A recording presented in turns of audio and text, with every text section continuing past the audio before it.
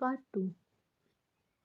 جب اس کی آنکھ کھلی تو کسی کو اپنے مقابل پا کر وہ پلٹ کر اسے دیکھنے لگا، مگر جب اس کا شک یقین میں بدلا تو وہ ایک جھٹکے سے اٹھ بیٹھا، مگر تبھی وہ بھی انگڑائی لیتے ہوئے اٹھی۔ گڈ مارننگ ڈارلنگ، پٹھانہ انداز میں کہتی ہوئی مسکراہٹ اچنبھے لگی، جس پر اس نے دانت پیچے۔ یہ سب تم نے کیا تھا؟ وہ آنکھیں چھوٹی کرتے ہوئے اس سے مخاطب ہوا، جس پر وہ اس کے سینے سے آ لگی، مگر اسے اس کا لمس محسوس کر کے کوفت ہو رہی تھی۔ پیچھے ہٹو اور بتاؤ کیوں کیا تم نے یہ سب؟ وہ ایک جھٹکے سے اسے دور کرتا ہوا اٹھنے لگا، جس پر ردا نے اسے روکا۔ سنو تو ڈارلنگ، کدھر جا رہے ہو؟ وہ خمار بھرے لہجے میں کہتی ہوئی اسے مزید غصہ دلا گئی، جس پر وہ رکا اور اسے گھورنے لگا۔ میں نے منع کیا تھا نا کہ ایسا کچھ نہ کرنا۔ پہلے بھی تمہاری ان بیوقوفیوں کی وجہ سے ہمارا اسکینڈل بنا دیا گیا تھا، جس پر اٹھتے سوالوں کو بڑی مشکلوں سے میں نے قابو کیا تھا، لیکن اس بار پھر سے تم۔ وہ بھی مزید کچھ کہتا جب وہ اس کے لبوں پر انگلی رکھ کر اسے خاموش کرا گیا۔ یہ بیوقوف نہیں، محبت ہے میری جان۔ وہ مسکراتی ہوئی اسے اس وقت صحیح کا تپا رہی تھی۔ اس نے ایک جھٹکے سے اس کا ہاتھ اٹھایا اور بیڈ سے اٹھا کیونکہ وہ شرٹ لیس تھا، جس وجہ سے اس کا مضبوط جسم جو جم کی وجہ سے اب اور بھی زیادہ دلکش لگتا تھا، واضح ہونے لگا۔ اس کی سکس پیک اب بس ابھری ہوئی نظر آنے لگی۔ ردا، 5 منٹ کے اندر اندر اپنے یہ کپڑے پہنو اور پیچھے کے دروازے سے یہاں سے چلتی بنو۔ وہ چہرے پر سخت تاثرات لیے اسے انگلی سے وارن کرتا ہوا اس وقت ستمگر ہی لگ رہا تھا۔ اچھا نا، جا رہی ہوں۔ وہ جلدی سے اپنے نازیبا کپڑے پہنتی ہوئی بیڈ سے اٹھی، جبکہ وہ دوسری طرف رخ کیے کھڑی اس کے جانے کا انتظار کر رہا تھا، مگر تبھی ردا نے اسے پیچھے سے ہگ کیا۔ بائے نہیں کہوں گی؟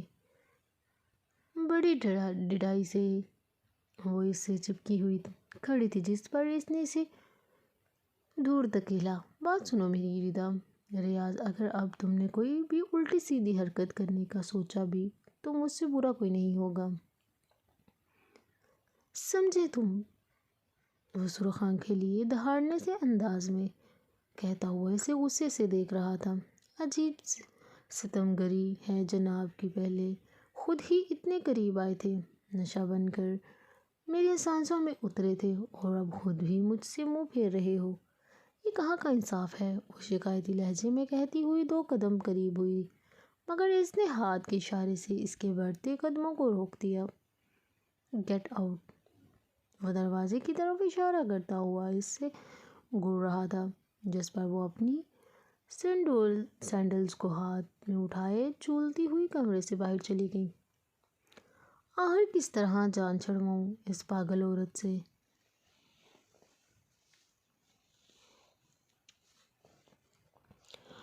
وہ دونوں ہاتھوں سے بالوں کو جکڑتا ہوا واپس بیڈ پر لیٹ گیا۔ کچھ تو کرنا پڑے گا، ورنہ فیوچر میں یہ میری کامیابی کی سب سے بڑی رکاوٹ بھی بن سکتی ہے۔ خود کلامی کرتا ہوا وہ ہاتھ کی دونوں انگلیوں سے پیشانی رگڑنے لگا، مگر تبھی اسے یاد آیا آج اس کی فوٹو شوٹ ہے۔ ایک جھٹکے سے وہ بیڈ سے اٹھتا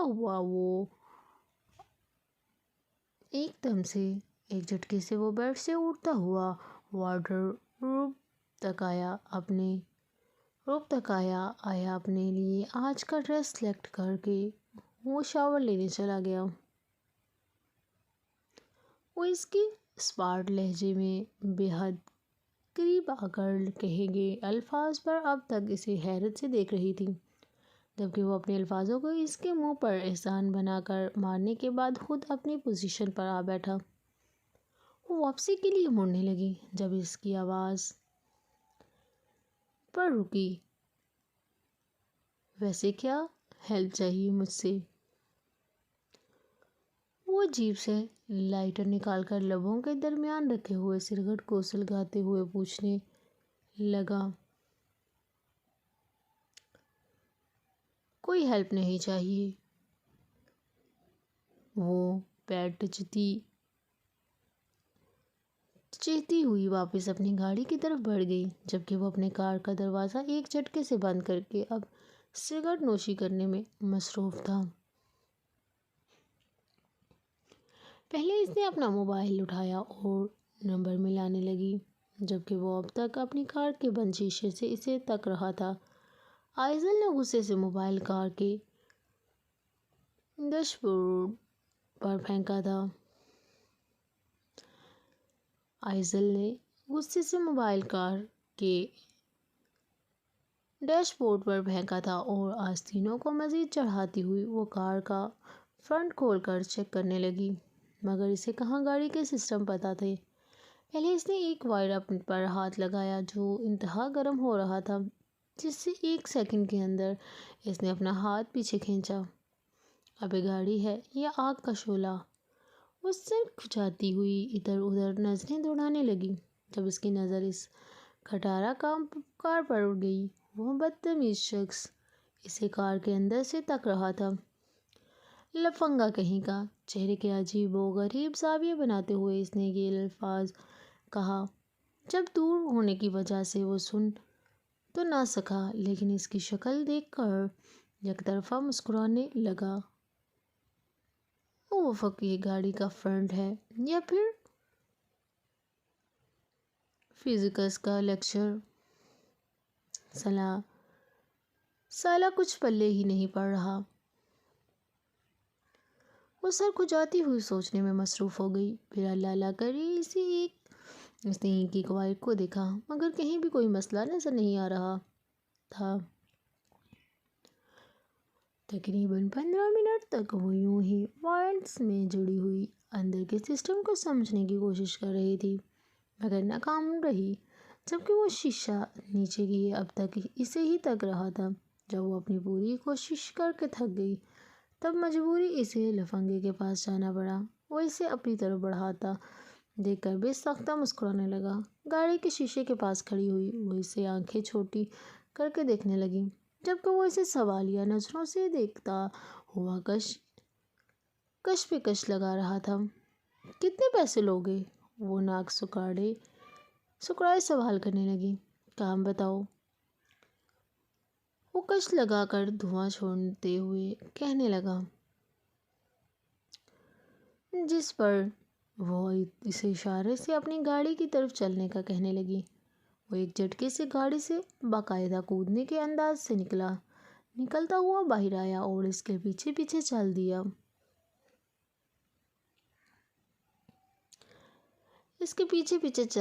جب اس نے اسے پیچھے مڑ کر بوتل دینے والی شخصیت کو دیکھا تو بینچ پر سے اٹھ کھڑا ہوا۔ البتہ بوتل اب تک اس نے تھامی نہیں تھی۔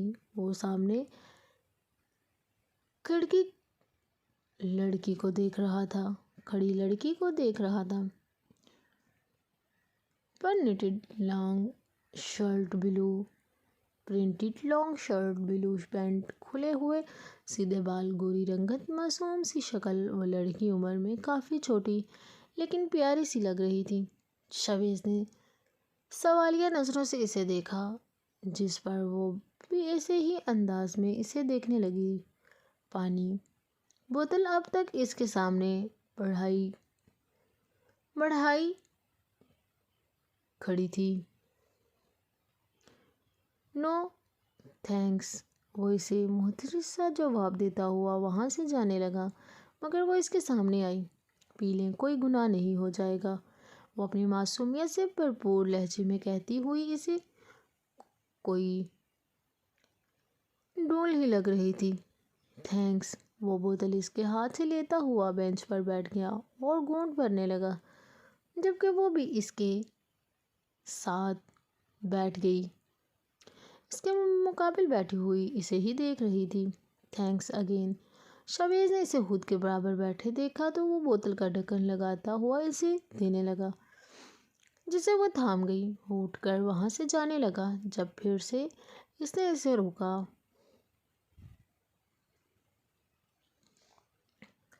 آپ یہاں نیو ایڈمیشن ہیں؟ اس کی میٹھی سی آواز اس کے قدموں کو تھمنے پر مجبور کر گئی۔ شاویز نے پلٹ کر اسے دیکھا اور اس بات میں سر ہلانے لگا۔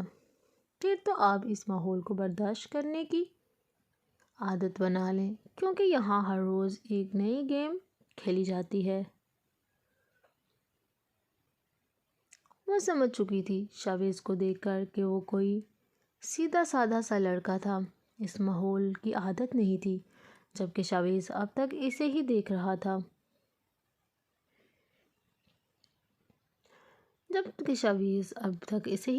تھا۔ یہاں کی مینجمنٹ کس کو کچھ نہیں کہتی، یہاں کے کوئی رولز نہیں۔ شاویز کے معصومانہ سوال پر وہ لڑکی ہلکا سا مسکرانے لگی، جس سے اس کے گالوں پر لائٹ سے ڈمپل نمایاں ہوئے۔ شاید آپ پہلی بار ایسے ماحول میں آئے ہیں۔ دراصل یہ کالج نہیں، یونیورسٹی ہے۔ یہاں کے رولز فالو کرنا ہر کسی کے بس کی بات نہیں، اور پھر ایسے اسٹوڈنٹ جو ہر دوسرا لیکچر بنک کرنے میں آگے سے آگے رہتے ہیں، وہ اسے رولز فالو کریں گے؟ ممکن ہی نہیں۔ شاویز اس کے ہلتے لبوں کو دیکھ رہا تھا، جن پر ہلکی سی سرخی نمایاں تھی۔ مگر یہ تو غلط ہے نا، رولز تو سب کے لیے برابر ہوتے ہیں، سب کو فالو کرنا چاہیے، انہیں کوئی سزا نہیں ملتی۔ وہ ایک اور بار اپنے سوال سے اسے مسکرانے کا موقع دے گیا، جس پر وہ لڑکی چہرے پر اڑتے ہوئے بالوں کو کان کے پیچھے کرنے لگی۔ سزا تو ملتی ہے۔ ابھی یہ جو سامنے 4-5 لڑکے بیٹھے اسموکنگ کمپٹیشن کر رہے ہیں، انتظامیہ ان سب کو اگرٹھے ہی یونی سے 2-3 ویکس کے لیے گھر بھیج دے گی، وہ پرسکون انداز میں کہتی ہوئی اس کے سوالوں کی الجھن سلجھا رہی تھی، جبکہ شاویز ایک نظر اسے سر تا پیر دیکھا۔ وہ کوئی اس سے 1-2 سال ہی چھوٹی ہوگی، مگر باتوں سے کافی تجربہ کار معلوم ہو رہی تھی۔ شاویز نے اس بات میں سر ہلایا اور وہاں سے جانے لگا، مگر تب ہی اس کے قدم رکے اس کی میٹھی آواز پر۔ Take care, see you tomorrow. Shavez نے ایک نظر اسے دیکھا اور چلتا ہوا یونی کے گیٹ سے باہر چلا گیا۔ افق، تو وہ تم نے اپنا کیا حال بنایا ہوا ہے؟ کہا بھی تھا کہ تھوڑی فیشل کر لو، دھوپ کی وجہ سے تمہارا چہرہ سرخ ہو گیا، ذرا آئینہ تو دیکھو۔ رائما نے اس کے چہرے کو باغور دیکھتے ہوئے کہا، جس پر تعبیر اسے گونجنے لگی۔ کتنی بار کہا ہے مجھے ایسے عجیب و غریب ناموں سے نہ بلایا کرو، اور مجھے نہیں کروانی کوئی فیشل، میں ایسی ہی ٹھیک ہوں۔ ہر بار کی طرح اس بار بھی تعبیر نے اسے ایسے نام لینے پر ٹوکا، جس پر رائما نے دانتوں کے بیچ انگلی دبائی۔ اف لڑکی، یہ تمہارا نک نیم رکھا ہے میں نے۔ رائما کی بات پر تعبیر، جو اس وقت سامنے بیٹھی خاتون کو مہندی لگا رہی تھی، پھر سے اسے گھورنے لگی۔ ایسے عجیب و غریب نک نیم ہی ملے تھے رکھنے کو۔ تعبیر اسے نظر انداز کرتے ہوئے اپنے کام میں مصروف ہو گئی، جبکہ وہ سامنے بیٹھی کچھ سوچ رہی تھی۔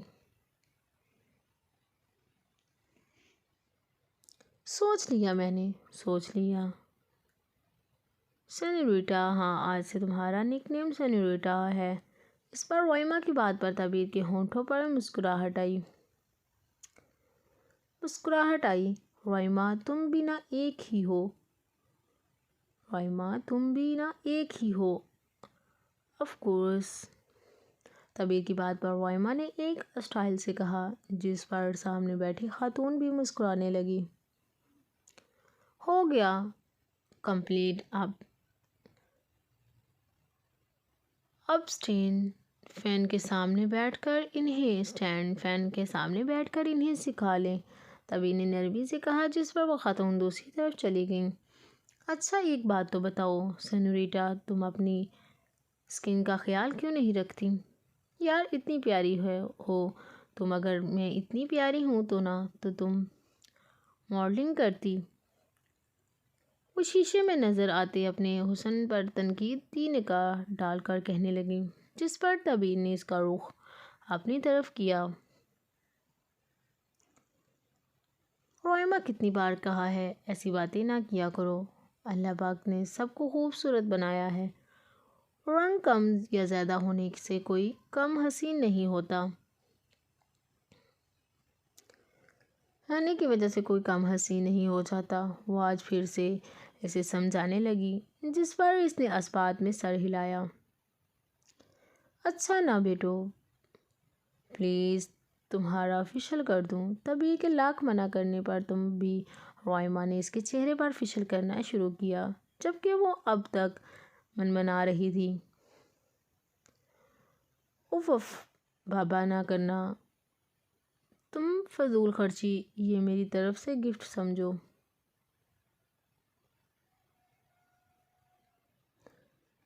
روئمہ کی بات پر تبیر نے سے پھر ایک نظر آئینہ دیکھا، جہاں اس کا چمکتا ہوا صاف و شفاف بے داغ چہرہ نظر آ رہا تھا۔ یہ جو دن بھر تم جابز میں بیزاری رہتی ہو نا، اس سے تمہاری اسکن میں ڈسٹ بیٹھ جاتی ہے۔ اب دیکھنا کتنا فریش فیس لگ رہا ہے، روئمہ نے اس کے گالوں پر ہاتھ پھیرتے ہوئے کہا، جس پر تبیر نے اس بات میں سر ہلایا۔ اچھا چلو میں گھر جا رہی ہوں۔ وہ آج اسکول سے فارغ ہو کر گھر میں سالن روٹی بنا کر جلدی پارلر آ گئی تھی، لیکن ابھی تو صرف 7 بجے تھے۔ 7 بجے ہیں، روئمہ نے اسے حیرت سے دیکھتے ہوئے کہا۔ ہاں یار، آج بہت امپورٹنٹ کام ہے، یہاں سے جانے کے بعد شاویز کا کورس بھی لینے جانا ہے۔ تبیر نے ایک چھوٹا سا اسکارف گلے میں سیٹ کیا اور خود کو چادر سے کور کرتی ہوئی اپنا ہینڈ بیگ ہینگ کرنے لگی۔ تمہارے بھائی کا ایڈمیشن ہو گیا فائنلی، وہ تو بہت خوش ہوگا۔ ہاں نا یار، وہ بہت خوش تھا۔ اچھا چلو میں چلتی ہوں، اب تم خیال رکھنا اپنا، اور پلیز اپنی بڑی آپی کو کہہ دینا کہ تبیر کو کام تھا اس لیے جلدی چلی گئی۔ ہاں تم بے فکر رہو، میں کہہ دوں گی۔ وہ جلدی سے پارلر سے نکل کر روڈ کی طرف بڑھ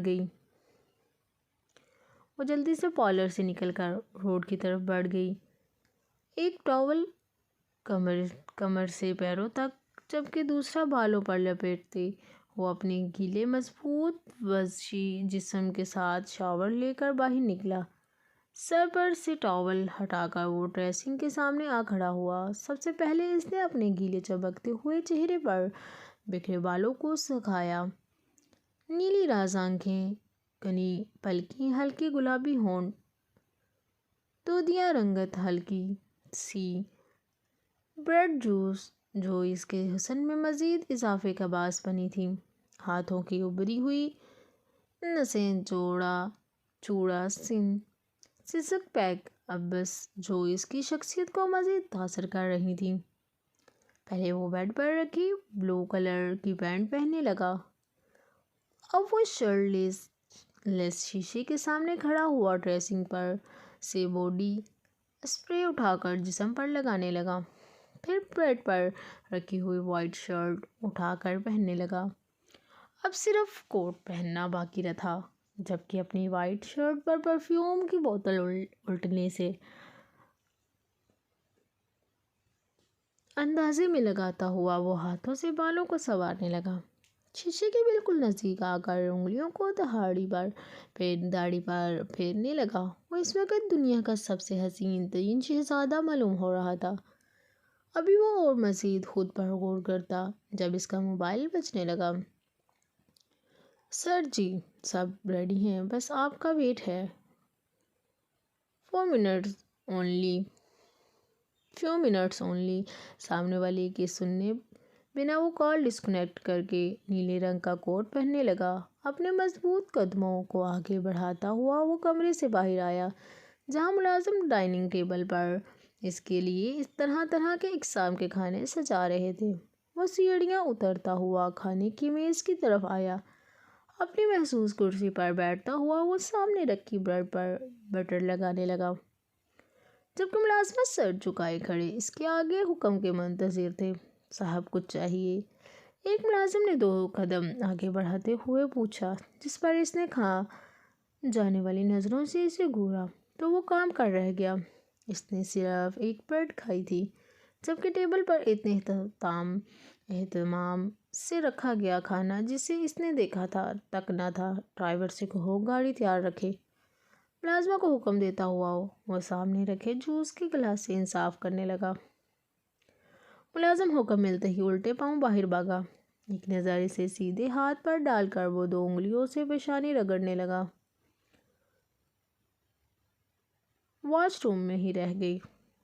ٹیشو پیپر سے لبوں کو صاف کرتا ہوا وہ وہاں سے اٹھ کر سیڑھیاں عبور کرتا ہوا روم میں چلا گیا جہاں اس کا موبائل رنگ ہو رہا تھا۔ پہلے تو اس نے ڈریسنگ پر رکھے واچ پہنی، پھر اپنے شوز بدلے۔ ایک نظر اسکرین پر مار کر وہ کال اگنور کرتا ہوا موبائل جیب میں رکھ کر نیچے چلا گیا۔